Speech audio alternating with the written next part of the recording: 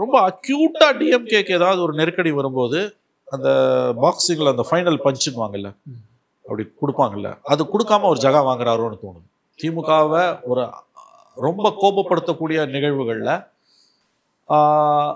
சற்று பின்வாங்குகிறார். நான் சொல்றது நீங்கள் கொஞ்சம் ஃபோக்கஸ்டாக பார்க்கணும். நீங்கள் வந்து அவருக்கு ஆசை இருக்குது, தான் வந்து முதலமைச்சர் ஆகணுன்ற ஆசை இருக்குது, அதெல்லாம் எல்லாருக்குமே தெரியும். ஆனால் டிஎம்கேவை எதிர்க்கிறதுல அவருடைய துணிச்சல் என்பது இருக்க வேண்டிய அளவுக்கு இல்லை என்று நாம் புரிந்து கொள்ளலாம்.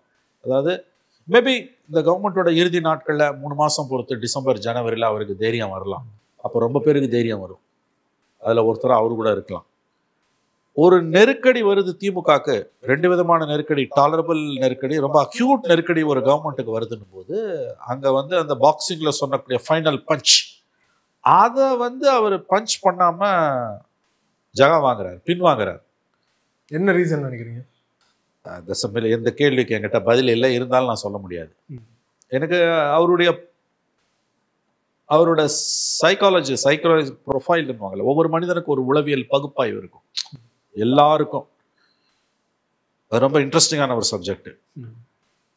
அதில் பார்க்கும்போது என்னால் அவரை முழுசுமாக அனலைஸ் பண்ண முடியல. அவர் எனக்கு ரொம்ப ஒரு வித்தியாசமான, சில விதங்களில் ஆபத்தானவராக இருக்கிறார்.